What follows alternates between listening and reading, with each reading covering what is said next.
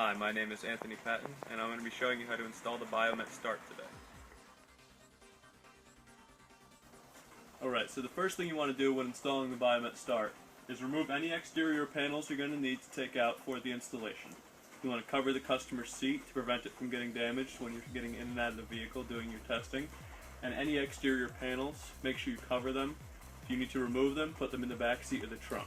Alright, so the next thing you want to do after removing all your panels is you want to prep the unit. So what you're going to do for that is you're actually going to see here on this unit, all the wires are black. Now these wires are actually numbered, which you can look into the installation guide. It will show you what each wire is for, corresponding to the number that's on the wire. So what you want to do is prep the unit. You're going to cut and tape off any wires that aren't going to be used for that specific installation. You're going to notice that on the unit, wires 19 and 20 are for an ECM cutoff. That does not need to be used if you're actually going to be doing a fuel kill on the car. So those can be cut. Optional starter wire for low output starter vehicles, that can also be cut like you see I did here. That can be cut and taped off. Just make sure you tape it up nice so that way no output, no stray wires can get anywhere in that unit. You're also going to see here, just to go over, you have the brain of the unit, your main power harness, your secondary harness, you have the scanner attachment with the plug-in, speaker for the unit, and your keypad plug-in.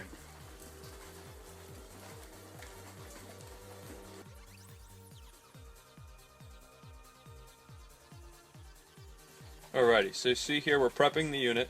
So when you need to make an interconnection on the unit, if you need to say on this unit here, number 2 is going to be a ground, as well as number 7. So we're going to tap those together. So you're going to make 2 cuts in the line. Then you're going to take a razor blade. You're going to slice down those cuts.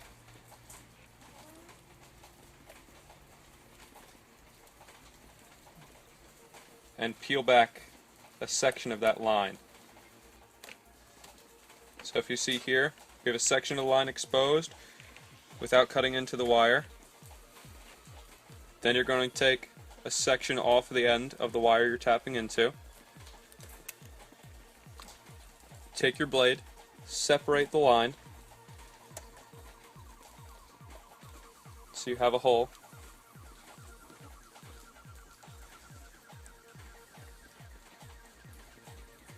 Take the wire you're inserting, poke it through the center of the hole,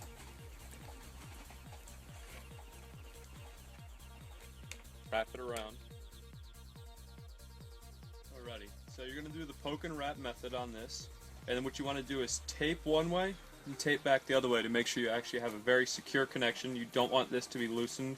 You want to make sure this does not fall off. Vehicles are going to be bumping around. You don't want this wire to come loose at any point in the future. Now you see any wires that I've cut off here, I've taped the ends of. You want to make sure you do that, and what you're going to do is tape them all together in the harness so that way nothing moves and these wires are not exposed while they're taped in the harness. Any connections that you make on the 2 different harnesses together here, you want to make sure you put a tape line before so it doesn't pull on the pin, and then afterwards we're going to put a tape line afterwards so that way we don't pull on the connection. Makes it extra secure.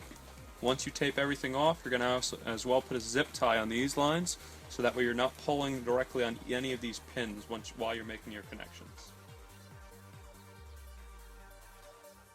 Alrighty, so here's the unit fully prepped. If you see here, everything's taped up internally, zip ties on, so if there's any pressure pulling on these wires, it pulls all at once. You're not pulling on individual pins. Each wire is taped internally, and then there's an external tape over top of everything with a zip tie holding the end of the tape down. So in different weather climates, warm weather, cold weather, the tape won't peel back. Now the unit needs to be mounted up inside the dashboard, not slide around, and is not visible if you remove the panel. It needs to be hidden so that if a thief does get into the car, they don't have easy access to the unit. The unit also needs to be out of the way of steering column, e-brake, pedals, anything else that the unit might interfere with. Make sure it's out of the way and hidden, very secure. Okay. Okay, so my unit is mounted up inside the dashboard. You see all my wires are hanging down here. Like I said earlier in the video, they are all numbered, so you can use the installation reference chart while hooking those wires up. Now you need to test for all of your connections. You can use an online data bank to get your wire colors, but every wire connection must be tested in the vehicle prior to hooking up. You're going to be using a digital multimeter. This tool must be used for every single installation. You cannot use a test light, power probe, any other device for testing. A multimeter must be used. The reason the multimeter must be used is that it does not put any power output into the line at all. A lot of the newer vehicles have data bus lines, CAN bus lines, any kind of small power output into the unit can do damage to the vehicle. The multimeter does not do any damage to these wires, so this is the testing unit that must be used for all installations. You're going to test each wire that is on the chart. You can use the reference chart to get your basic wire color, but then every single wire must be tested before a connection can be made to it. If there's any factory loom or tape, carefully cut it back. Make sure you cut out a section so you can replace it once your connections are done. You want to return the vehicle as close to factory as possible once the installation is complete. You want to make it look like nothing is installed in the vehicle as possible. Alrighty, so you see here we found our fuel pump line in the driver's kick panel off our reference guide. We've tested it to verify that it's the fuel pump. Once you've verified it's the fuel pump line, you can actually cut this wire here. And what you want to do is strip back a section on each side. You're going to take your pin connections, wire connections 15 and 16, which are together on the unit, and they're going to go out to the fuel pump. And then you're going to take your 17 and 18 line, which is going to go back to the car.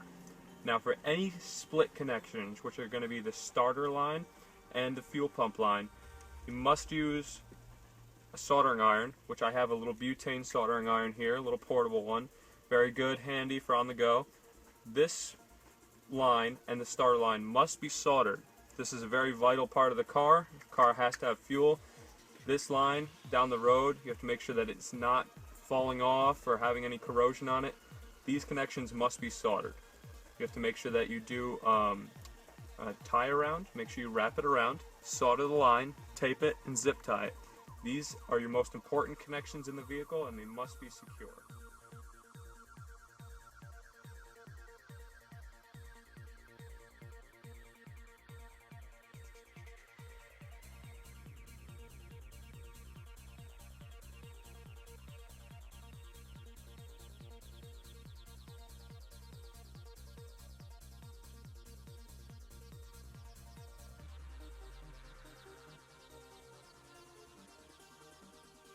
Alrighty, so you see here, our fuel pump connection is done. I've soldered, taped, zip tied our connections here. Then I taped up the whole loom that I cut open again, like you see. Made it look as factory as possible, so that when someone else gets into the vehicle, it doesn't look like anything's been done to the line here. You see, you don't see any of the exterior wires that I've hooked up. Everything's taped back up and secure again. Alrighty, so we're going to make another connection. It's just a straight add-on connection. We're not going to be cutting this line, so I'm going to show you another method for making connections when you don't cut the line.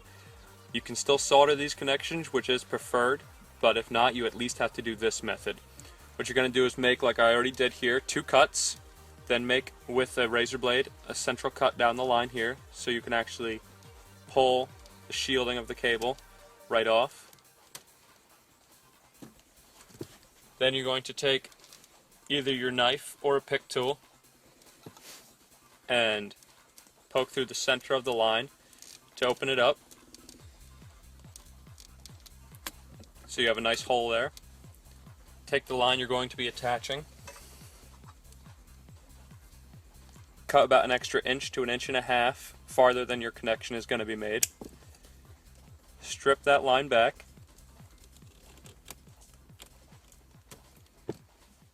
Twist the end of it. Go through the center of the hole. And what you want to do is pinch this back down to seal the wire, and then loop this wire back around.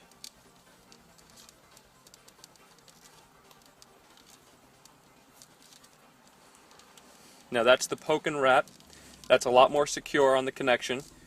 The same thing as when you're making connections on the unit, you want to tape this one way, back the other way, and it needs to have a zip tie on both sides to hold the wires together securely and keep the tape down, so that way the tape does not peel back at a later time.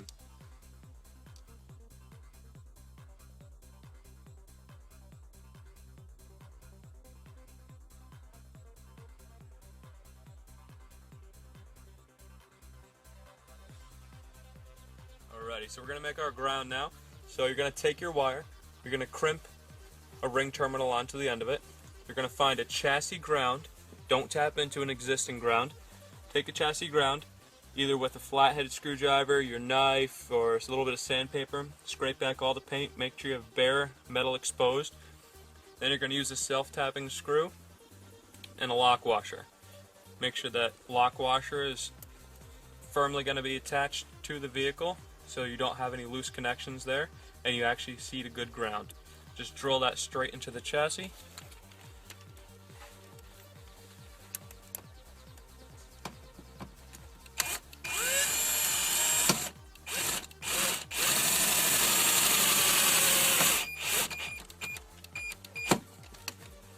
Make sure that connection's nice and tight and your ground's good to go.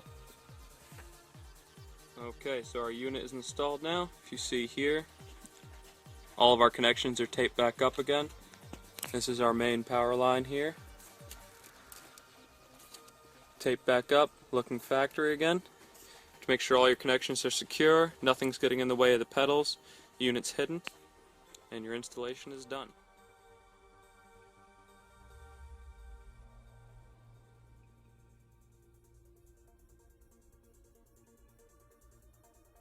Thanks for watching the installation video on the Biomet Start. Please give our tech support line a call if you have any further questions. Make sure to read over all programming and installation guides. Also refer to the setup video for fingerprint enrollment and parameter adjustment. Thanks and have a good day.